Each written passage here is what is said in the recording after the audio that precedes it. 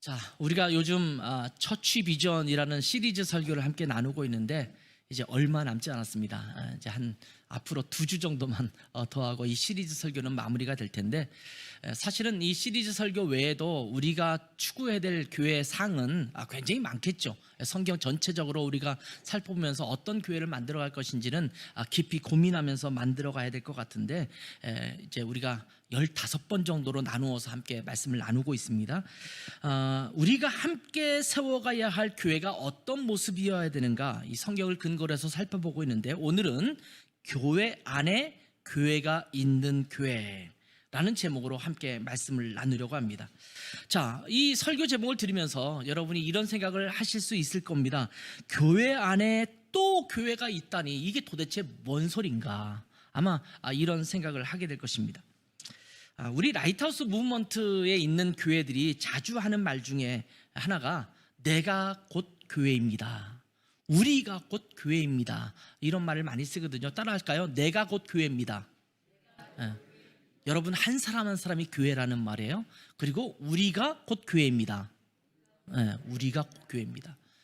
그러니까 우리가 여기서 예배드리면 이곳이 우리의 교회인 거고, 또 밖에서 저 호수공원에 가서 예배를 드리면 그 호수공원에 있는 우리 모임이 우리가 그 교회가 되는 거죠. 우리가 있는 곳이 교회가 되는 거예요. 그래서 사람들은 자꾸 교회는 어느 장소, 특정한 장소에 가야 교회가 있다고 생각하고 그곳에만 하나님이 임재하신다고 생각하잖아요. 우리가 모여있는 곳이 다 교회입니다. 이스라엘 백성도 마찬가지죠. 출애굽해서 애굽 땅을 출애굽했잖아요. 출애굽해서 가나안 땅으로 계속 가면서 그들의 총회, 그들의 성회는 어디 있었습니까? 가는 곳마다 있었어요. 그렇죠? 이쪽으로 옮겨가면 거기에 다시 성막을 세우고 거기에 주님의 성소가 있었고, 또 옮겨가면 다시 그곳에 하나님의 성소가 있었어요. 이스라엘 백성이 가는 곳이 성소인 거지, 그곳에 하나님이 임재하시는 거지 특정한 장소에 못 박아 있는 것은 아니라는 말이죠. 그러니까 우리가 곧 교회고 여러분 스스로가 모두 교회입니다.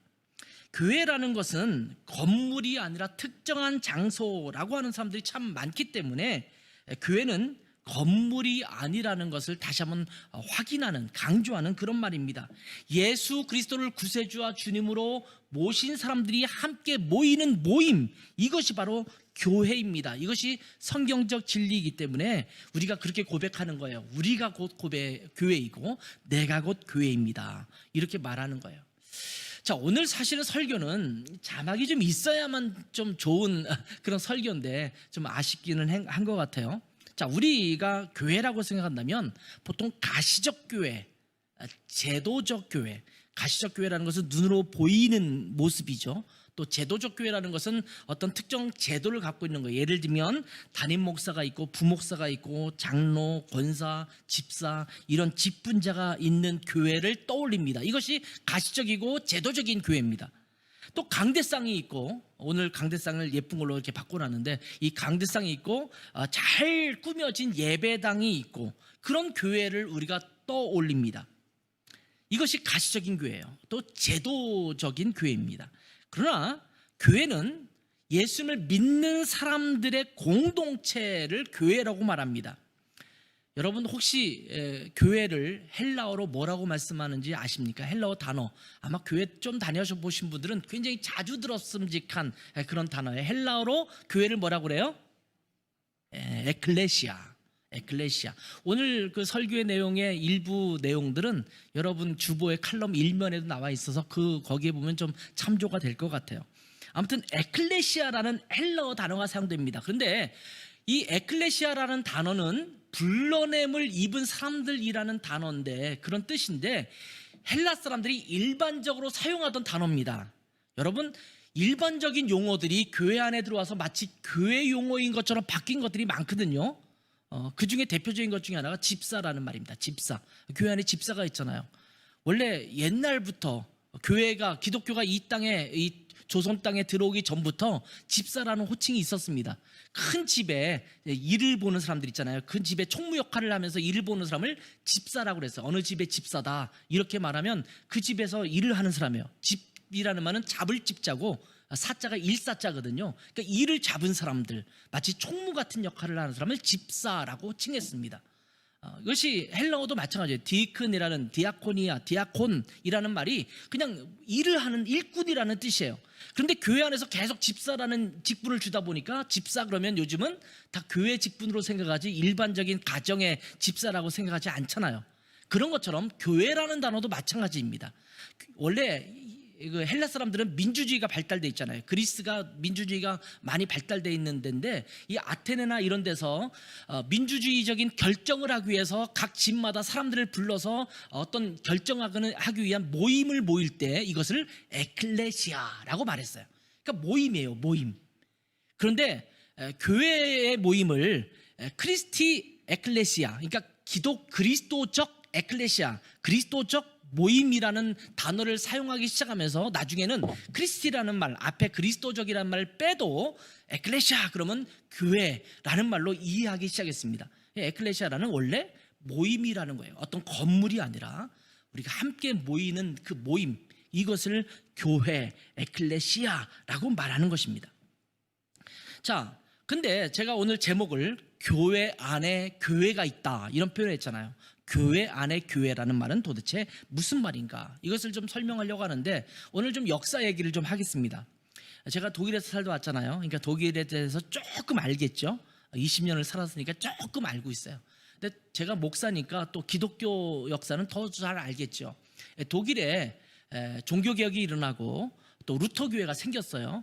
루터교회가 생겨났는데 시간이 오래 지나다 보니까 루터교회도 계속 고착화됐어요. 그래서 종교의식을 행하면서 삶은 별로 흔하지 않게 되는 그런 모습이 벌어지다 보니까 이것을 안타까운 한 목사님이 계시는데 이 목사님은 필립 야콥 슈페너라는 목사님입니다. 슈페너 목사님. 이분은 프랑크푸르트 암 마인, 저쪽 우리가 알고 있는 프랑크푸르트라는 곳에 살고 있는 그런 목사님이셨는데 이 부분이 보통 독일의 경건주의 운동의 아버지라고 부르거든요. 이분이 어떤 모임을 시작했냐면 너무 교회에서 예배만 딱 드리고 집에 가고 또 생활에는 아무런 변화가 나타나지 않으니까 교회 다니는 사람들을 교회 안에 또 하나의 소그룹들로 나누었어요. 소그룹들로 나눠서 그런 모임들을 뭐라고 부르기 시작했냐면 경건자들의 모임이라고 불렀습니다. 경건자들의 모임. 이 모임은 어떤 모임이냐면 우리가 흔히 말하는 큐티 하듯이 말씀을 묵상하고 그것을 함께 나누고 함께 기도하는 모임이에요. 교회에서 주일날 예배만 드리는 것이 아니라 평일날 집별로 모여서 그들이 함께 말씀 묵상했던 것들을 나누고 기도 제목 나누고 기도하고 서로 간증하고 이런 모임을 갖게 했는데 이것이 뭐라고요? 경건자들의 모임, 경건한 사람들의 모임이라는 모임을 갖게 되었습니다. 그런데 이 경건자들의 모임을 슈페너 목사님이 뭐라고 표현했냐면 교회 안에 작은 교회들이다 이렇게 표현했어요. 교회 안에 있는 작은 교회들. 그러니까 교회 안에 소그룹들이 쫙 있는데 그것도 또 하나의 작은 교회다 이렇게 말하기 시작한 것입니다. 그래서 이것을 라틴어로 말하면 이렇게 표현하고 있어요. 에클레시올레 인 에클레시아. 에클레시올레라는 말은 에클레시아라는 교회 모임이라는 마음을 조금 더 줄여서 작은 모임이라는 표현을 때 에클레시올라인데 그것을 이제 복수로 쓰면 에클레시올레가 되는 거거든요. 그러니까 교회 안에 더 작은 교회들이라는 표현으로 사용하기 시작했습니다. 자, 이 경건주의 운동은요 어디서 많이 활성화되냐면 독일에 제가 살던 드레센에서 조금 북쪽으로 올라가면 할레라는 도시가 있어요. 할레 옆에 또 비텐베르크라고 해서 마르틴 루터가 종교개혁을 일으켰던 도시가 있거든요. 그 옆에 할레라는 도시가 있는데 이 할레 대학교의 교수로 있었던 아우구스트 헤르만 프랑케라는 교수가 이 경건주의 운동을 할레에서 아주 학교를 중심으로 해서 많이 이제 일으키기 시작했어요. 그래서 학교를 다니는 거기 신학교도 있기 때문에 그 학교에 있는 학생들과 더불어서 함께 주중에 모여서 소그룹으로 함께 말씀을 나누고 묵상하고 이런 일들을 하기 시작했거든요. 근데 이 할레에 굉장히 중요한 인물이 한 명이 거기에 살게 되는데 그 사람이 누구냐면 혹시 여러분 들어보셨는지 모르겠어요. 진젠도르프라는 사람이 가서 살게 됩니다. 진젠도르프라는 사람은요 드레센에서 태어나고 드레센 사람이에요. 제가 살고 있었던 드레센 사람인데 할머니가 할레에 있기 때문에 할머니 손에 좀 키우면서 이 할레에 가서 좀 거주했어요. 그때 할머니가 이 주중에 모여서 함께 말씀을 묵상하고 이런 모임에 매주 참석했어요. 오늘 우리로 말하면 쉽게 말하면 구역 예배에 계속 매주 갔단 말이에요. 그 영향을 이 진젠도르프 백작도 받습니다. 그리고 거기서 그런 영향을 받고 드레스덴에 와서 백작으로서 서기관처럼 이렇게 공무원으로 일하게 되는데, 어떤 일이 발생하냐면 이 진젠도르프가, 그 당시 백작은 영지가 있잖아요. 자기의 땅이 있지 않습니까? 드레스덴에서 좀 멀지 않은 그곳에 헤른후트라고 하는 마을이 있었는데, 그곳이 진젠도르프가 다스렸던 영지입니다. 그곳에 어떤 일단의 무리들이 찾아오는데, 그 사람들이 누구냐면 모라비안 교도라는 사람이 찾아와요. 체코, 지금에 있는 체코 땅이 모라비안 교도들이 살았던 곳이거든요. 이 모라비안 교도들이 신앙생활을 하려고 하는데, 그 당시에 체코는 이 카톨릭을 믿는 사람들이 장악하고 있기 때문에 우리처럼 그 말씀을 묵상하고 함께 이렇게 하는 것에 대해서 반대했어요. 성경도 체코말로 된 걸 못 읽게 했어요. 모두 라틴어로 된 성경만 읽게 했거든요.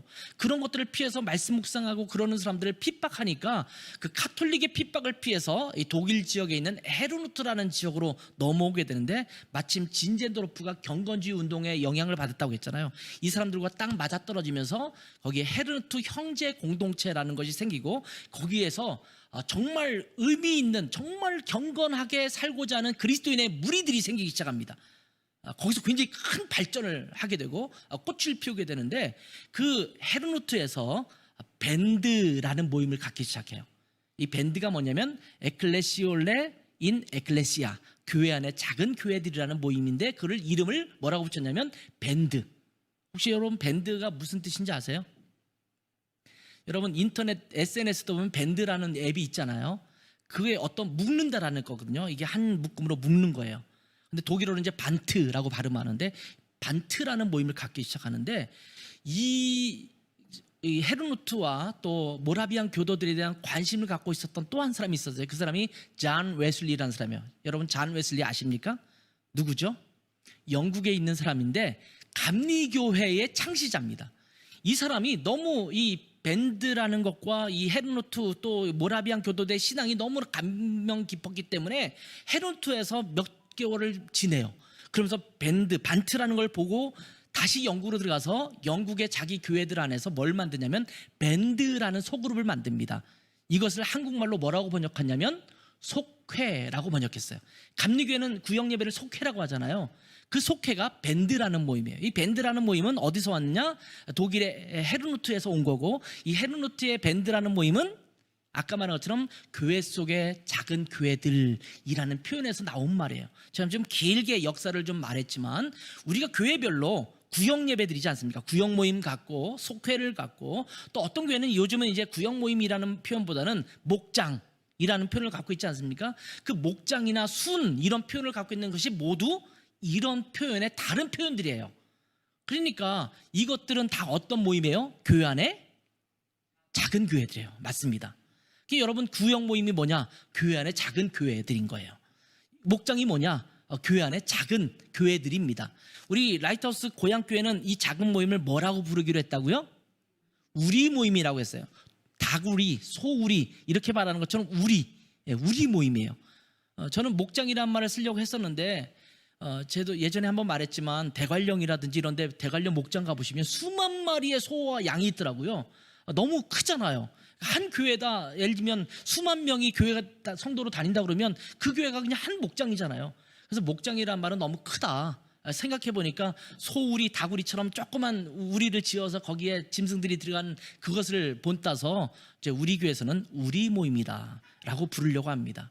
근데 우리는 지금 이렇게 모이는 모임만 해도 지금 한 개의 우리밖에 안 되잖아요. 그러니까 아직은 몇 개의 우리로 나누지는 않지만, 앞으로 우리 교회는 끊임없이 계속 우리 모임들이 늘어가는 교회를 만들어 가려고 하는 것입니다. 이것이 바로 작은 교회들이라는 말입니다. 제가 서론이 많이 길어졌죠? 자, 이제 교회 안에 교회가 있다라는 말을 이제 이해하셨죠? 그러니까 교회 안에 소그룹이 있어야 된다는 거예요. 더 정확히는 교회 안에 있는 작은 교회들이라는 말입니다. 그래서 저희는 우리라는 호칭을 부르겠다라고 말씀드렸어요. 근데 왜 오늘 이 교회라는 말을 썼느냐? 우리 모임이 있는 교회, 또 목장이 있는 교회, 소그룹이 있는 교회라는 말을 쓰지 않고 교회가 있는 교회라는 말을 왜 썼는가? 이렇게 말씀을 드린다고 한다면, 이 소그룹 자체가 목장이든 구역 모임이든 아니면 저희는 우리 모임이라고 부른다고 했잖아요. 이 우리 모임, 요즘 또 셀그룹이라는 표현을 많이 쓰기도 하는데, 이 셀그룹 하나가 그 자체적으로 교회의 모든 기능을 다 감당할 수 있기 때문에 교회라는 표현을 쓰게 된 것입니다. 이 우리 모임은요, 이 소그룹은요, 교회 운영을 효과적으로 하기 위해서 만든 조직이 아닙니다. 우리 모임은 그 자체로 교회입니다. 지금은 우리가 하나의 우리나 마찬가지죠. 근데 또 하나의 우리가 생긴다고 한다면 이 우리 두 개의 우리가 전부 하나의 교회로서의 기능을 갖게 되죠. 또 하나가 생기면 또 하나의 교회가 생기는 거예요. 그러니까 우리 안에는 이제 교회가 한 개, 두 개, 세 개, 네 개, 다섯 개, 10개, 20개, 100개 이런 식으로 생겨나야 된다는 말씀입니다. 지금은 아직 우리가 개척 초기이기 때문에 전체가 모여도 한 개의 우리밖에 되지 않습니다. 그런데 이제 성도 수가 늘어나기 시작하면 이제는 하나씩 둘씩 우리 모임이 더 늘어나게 될 것이고, 공동체 예배로서 전체가 함께 모여서 예배를 드리겠습니다만 각 주중에 우리 모임을 따로 가지면서 작은 교회로서의 기능을 하게 될 것입니다. 그 우리 모임 안에서 목양이 이루어질 것입니다. 그 우리 모임 안에서 서로 돌보고 섬기고 서로 삶을 긴밀히 나누는 교회 생활이 그 우리 모임 안에서 일어나게 될 것입니다. 자, 우리가 첫 번째 오늘 본문을 읽으면서 여러분과 함께 나누고 싶은 첫 번째 주제는 뭐냐면, 교회 안에는 대그룹과 소그룹이 있어야 된다는 말입니다. 자, 교회 안에는 뭐가 있어야 된다고요? 대그룹과 소그룹이 있어야 된다. 자, 로마의 콘스탄티누스 황제가, 정확히는 콘스탄티누스 1세예요. 콘스탄틴 황제인데, 이 콘스탄틴 황제가 서기 313년에 밀라노 칙령을 통해서 기독교를 공인했습니다. 그전에는 기독교는 핍박을 받았습니다. 로마의 핍박을 받고 정통 유대인들로부터 핍박을 받았습니다. 근데 콘스탄틴 황제가 서기 313년에 기독교를 공인하면서 교회가 어떻게 바뀌기 시작했냐면 제도권 안으로 들어오기 시작했습니다. 그전에는요, 핍박을 피해서 집에서 모이고 동굴에서 모이고 심지어는 이 카타콤베라고 하는 이 묘지, 지하 묘지에 모여서 예배를 드리기도 했었습니다. 그 이전에는 사도들과 목사들이 교회의 성도들을 함께 목양하고 또 집집마다 모여서 함께 예배를 드리고 그렇게 했었는데, 이제는 카톨릭이라고 하는 제도권 교회가 고착되면서 각 집들에서 모였던 모임이 사라졌습니다. 이제는 으리으리하게 지은 성당 안에 모이기 시작했습니다. 교회 안의 소그룹은 점차 활기를 잃게 되었습니다. 여러 예배 의식이나 교회의 의식들과 또 신경들, 신조 이런 것들이 생겨나기 시작했고, 성직자들에 의해서 교회의 모든 의식과 모임이 주도되기 시작했습니다. 그리고 어느새 성도들에 의해서 이루어졌던 돌봄의 사역과 여러 사역들이 이제는 성직자의 손에 의해서만 행해지게 되었고, 성도들은 성직을 받은 사람들과 구별돼서 뭐라고 말하기 시작하냐면 평신도라는 말을 쓰기 시작했습니다. 여러분, 평신도라는 말이 나쁜 말은 아니에요. 영어로 레이티라는 말을 쓰는데, 레이티라는 말은 헬라어의 라오스라는 말에서, 라틴어의 라오스라는 말에서 나왔어요. 라오스는 지금 나라 이름 중에 라오스라는 그 나라 이름을 말하는 게 아니고요, 백성이란 뜻이에요. 백성. 근데 이것이 성직자가 계급화가 되다 보니까 성직을 맡지 못한 귀족과 반대되는 평민처럼 평신도라는 그룹을 만들었어요. 여러분, 우리는 평신도라는 말 쓰면 안 돼요. 뭐 특별신자가 있고 평신자가 있습니까? 그럴 수 없잖아요. 우리 교회 안에서 모두가 그냥 성도입니다. 뭐라고요? 성도. 성도 중에 목사라는 직분을 맡아서 그 역할을 하는 사람이 있고, 장로나 안수집사나 권사나 이 직분을 맡아서 역할을 하는 사람이 있는 것이지, 누구는 뭐 특별한 신자로서 신급이 있는 것이 아니라 모든 성도는 다 같이 주님 안에서 똑같은 성도라는 말이에요. 근데 카톨릭 교회에서 평신도라는 말을 만들면서 이제는 보통 말하는 성도들은 교회 사역을 잘 하지 않고 월급을 받고 교회에서 특별한 계급을 받는 것처럼 성직을 갖고 있는 사람들이 그 사역을 하기 시작했습니다. 여러분, 기독교가 로마에 의해서 공인되면서 교회는 그동안 받아왔던 박해에서 벗어났습니다. 그리고 교회는 권력과 힘을 얻기 시작했습니다. 교황이 생기기 시작하고 아주 왕과 같은 권력을 갖기 시작했습니다. 교회는 더욱 제도화되기 시작했고 거대한 조직체로 변모하기 시작했습니다. 결국 권력을 갖게 된 교회와 그 교회 지도자들이 타락하게 되죠. 그래서 어떤 시대가 오냐면 중세의 암흑 시대가 오는 겁니다. 교회가 타락하면서 중세의 암흑 시대가 찾아오는 거예요. 이 카톨릭에 반항하면서 나타났던 그룹이 종교개혁자들이거든요. 이 종교개혁자들이 야 이거는 믿음으로 사는 게 아닌 것 같아, 교회가 뭔가 잘못되고 썩은 것 같아, 이러면 안 되지, 우리 성경으로 돌아가야 돼 라고 하면서 종교개혁을 일으켰는데, 그 종교개혁을 일으킨 사람들을 카톨릭에서 볼 때는 반항하는 자들이잖아요. 반항하는 자들이라서 뭐라고 부르기 시작했냐면 프로테스탄트라고 불렀어요. 프로테스탄트라는 말은 무슨 말이냐면 반항자라는 뜻이에요. 우리 개신교를 프로테스탄트라고 부르는데 원래는 좋은 의미가 아니에요. 반항하는 사람들, 거부하는 사람들, 항의하는 사람들, 이런 의미를 갖고 있는 그런 말입니다.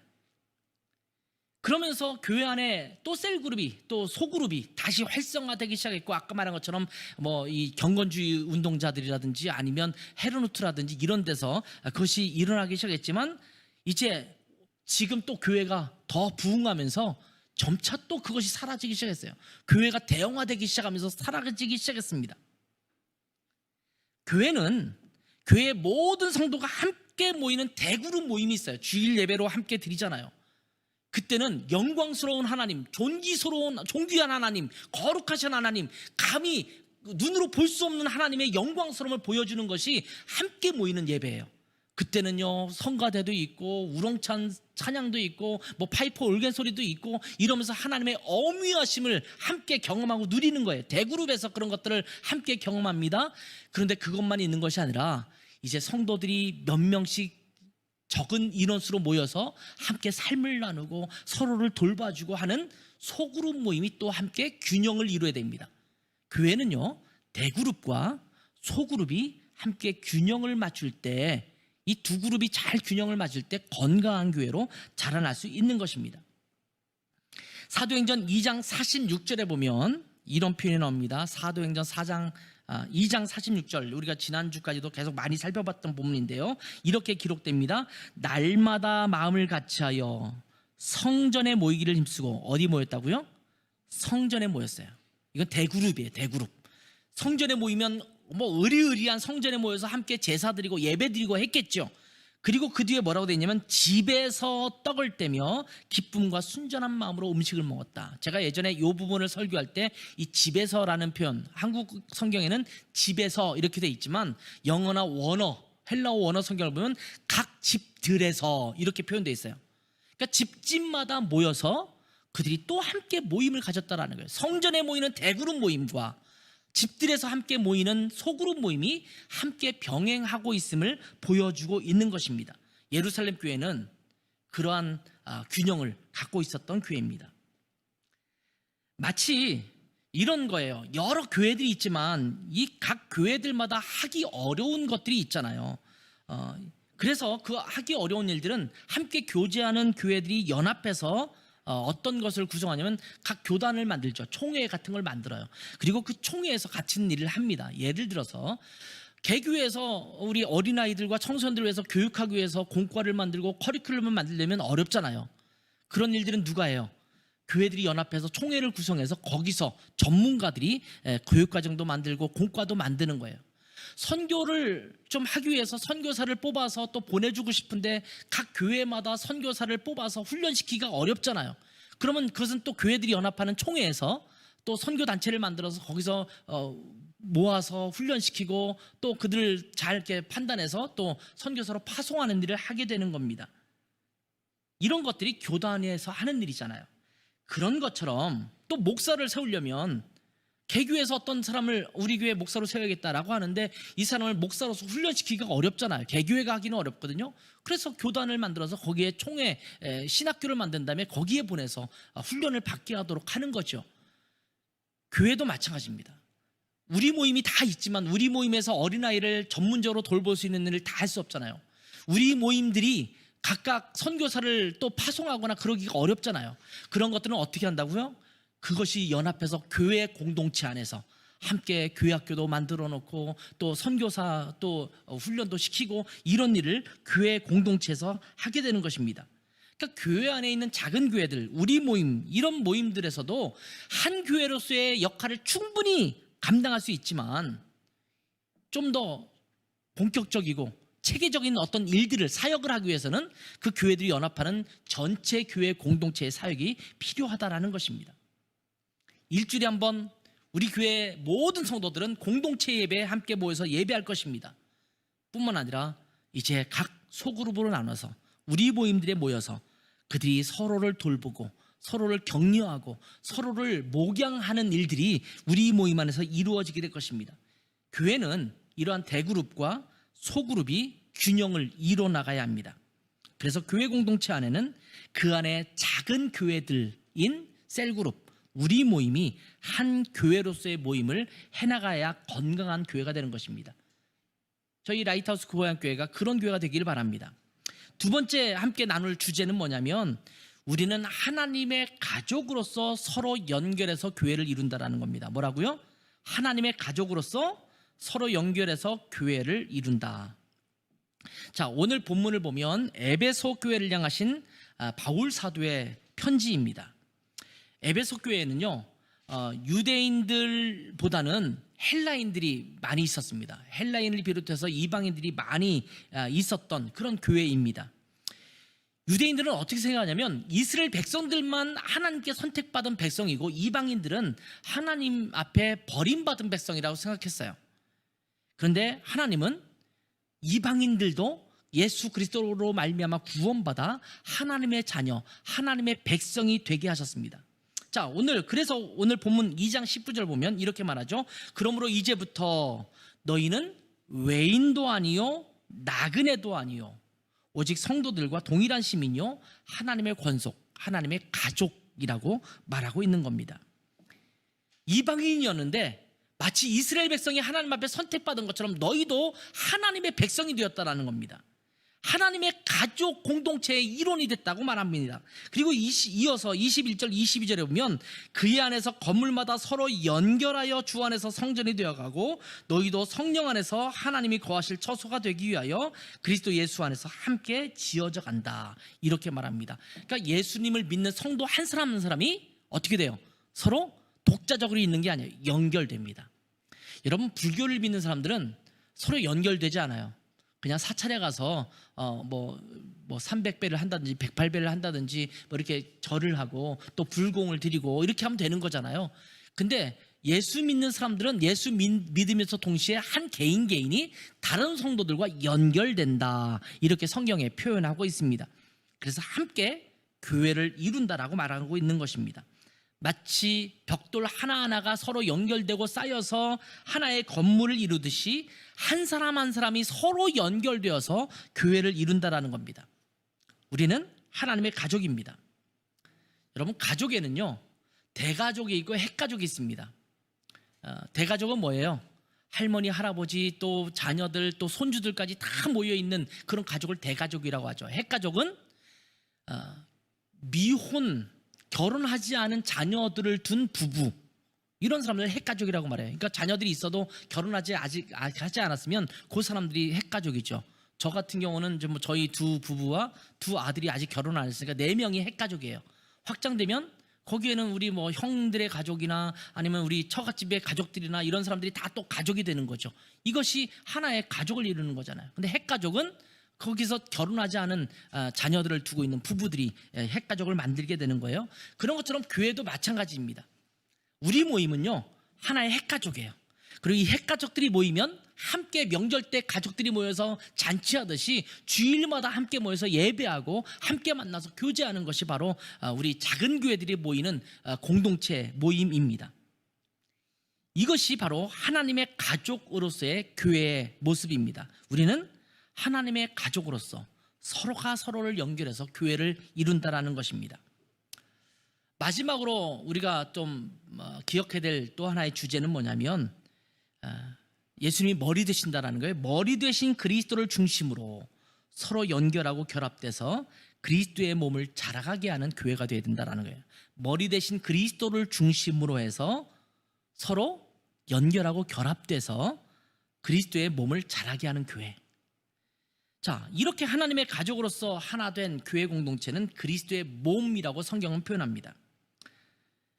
이 몸의 머리는 예수 그리스도라고 성경은 또 말씀하고 있습니다. 우리 교회는 머리 대신 예수 그리스도를 중심으로 서로 연결하고 결합해서 작은 교회들이 연합해서 하나의 큰 교회를 세워가듯이 그리스도의 몸된 교회에서 지체들이 서로 연결해서, 지체들인 성도들이 연결해서 그리스도의 몸을 건강하게 만들고 계속 자라가게 만들어야 된다라는 말씀입니다. 자, 오늘 본문 4장 15절 16절을 같이 한번 읽어보겠습니다. 4장 15절 16절 같이 한번 읽어볼까요? 시작. 오직 사랑 안에서 참된 것을 하여 범사에 그에게까지 자랄지라. 그는 머리니 곧 그리스도라. 그에게서 온몸이 각 마디를 통하여 도움을 받음으로 연결되고 결합되어 각 지체의 분량대로 역사하여 그 몸을 자라게 하며 사랑 안에서 스스로 세우느니라. 자, 우리 몸의 가장 작은 단위가 뭘까요? 몸을 이루고 있는 가장 작은 단위. 그걸 셀이라고 해요. 세포. 세포 분열을 통해서 몸이 성장하지 않습니까? 그래서 세포 조직으로부터 시작해요. 그리고 그 세포가 이루어지면 이 마디를 만들죠. 그 다음에 이 손가락과 이 손바닥이 만들어져 손이 만들어지고 또 이 팔이 연결되고 어깨가 연결돼서 몸을 이루지 않습니까? 그러니까 세포부터 시작해서 각 지체들이 있어서 그 지체들이 서로 연결하고 결합돼서 하나의 몸을 만들어요. 그리고 이 몸은요, 이 머리의 지시를 받아서 움직입니다.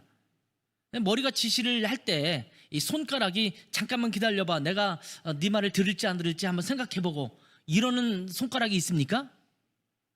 그 사람은 아픈 사람이에요. 아픈 사람. 몸이 말을 안 듣는 사람들은 아픈 사람이에요. 환자예요. 환자. 그렇지 않는다면 몸이 말을 듣게 돼 있어요. 그냥 자동반사적으로 말을 듣게 되는 것이 바로 몸의 지체들입니다. 교회도 마찬가지라는 겁니다. 그리스도의 몸된 이 교회의 머리는 누구라고요? 예수 그리스도세요. 예수 그리스도께서 우리에게 말씀해 주십니다. 이 말씀에 따라서 우리 몸은 움직이게 되는 것입니다. 건강한 교회는 머리 대신 예수 그리스도에게서 온몸이 각 마디를 통해서 도움을 받습니다. 서로 연결되고 결합돼서 각 지체가 자기에게 맡겨진 기능을 수행함으로써 몸을 건강하게 만듭니다. 자, 이것이 건강한 몸의 모습이고 교회도 마찬가지라는 겁니다. 성도들이 각 지체가 각 우리가 서로 건강하게 그리스도의 명령을 따름으로 말미암아 건강한 교회를 만들어가는 겁니다. 만약에 이것이 거부되기 시작하면 건강한 교회라고 말할 수가 없어요. 교회는 유기적인 공동체입니다. 유기적이라는 말을 제가 예전에 한번 설명한 적이 있어요. 자연적인 것을 말할 때 유기적이라고 말하잖아요. 서로 자연스럽게 연결되고 자연스럽게 상호 반응하고 스스로 세워가는 것이 유기적 공동체입니다. 여러분, 유기적 공동체는요, 생동감 있게 살아있는 공동체입니다. 그리스도로 인한 영적인 생명이 꿈틀거리는 공동체입니다. 각 개인이 연결되어서 작은 교회, 우리 모임을 만들고 또 우리 모임이 서로 유기적으로 연결되어서 라이트하우스 고향교회라는 공동체를 만들어가는 겁니다. 이것이 진짜 살아있는 교회의 모습입니다. 교회에 굉장히 많은 성도들이 모이는데 서로 소그룹이 없이, 서로 그런 가족이 없이, 핵가족 없이 그렇게 주일날 예배만 참석한다면 그것은 고아원과 같은 교회예요. 그런 교회는 살아있을 수가 없어요. 생명력이 주춤할 수밖에 없어요. 진짜 살아있는 교회는 그 교회 안에 각 그룹들이 활성화되어 있고 모든 성도들이 각 소그룹에, 작은 교회들에 속해 있을 때 건강한 교회로서 살아있을 수 있는 것입니다. 우리 라이트하우스 고향교회는 교회 안에 작은 교회들이 있는 교회로 자라갈 것입니다. 서로 하나님의 가족으로서 엮여져 있는 우리 모임들이 활기 있게 살아있고 우리 모임들이 또 서로 유기적으로 연결되어서 라이트하우스 고향교회를 이루어가는 건강하고 아름다운 교회 공동체로 세워져 갈 것입니다. 우리 라이트하우스 고향교회의 성도들은 각자가 교회입니다. 이 성도들이 함께 연결되어서 작은 교회들을 또 이룰 것입니다. 그것을 우리 모임이라고 한다고 그랬죠. 그리고 그 작은 교회들이 연합해서 우리 라이트하우스 고향교회 전체 공동체를 이루게 될 줄 믿습니다. 그래서 교회 안에 교회가 있는 교회, 우리 라이트하우스 교양교회로 잘 자라가는 우리 교회가 되기를 주님의 이름으로 축복합니다. 기도하겠습니다. 하나님 아버지, 교회에 나오긴 하지만 주일 예배 한번 드리는 것으로 만족하고 서로가 관계없이 살아가는 그런 모습이 아니라 서로 연결되고 결합된 유기적인 공동체로 우리가 세워져 가기를 원합니다. 우리 교회 안에 작은 교회들이 계속적으로 늘어가게 도와주시고 그 교회들이 또 서로 연합해서 그리스도의 몸을 이루는 아름답고 건강한 교회로 우리 교회가 세워져 갈 수 있도록 은혜 베풀어 주시기를 원하고, 그러기 위해서 우리 각 성도들이 내 자신이 교회라는 것들을 분명히 인식하고 교회로서 살아가게 도와주시고, 우리가 모일 때마다 교회를 이루는 놀라운 축복과 은혜를 모두가 누리게 해주시기를 간절히 원합니다. 그래서 교회 안에 작은 교회들이 살아있는 교회, 그래서 건강하고 아름다운 교회가 될 수 있도록 은혜 베풀어 주시옵소서. 감사하며 예수님의 이름으로 기도했습니다. 아멘.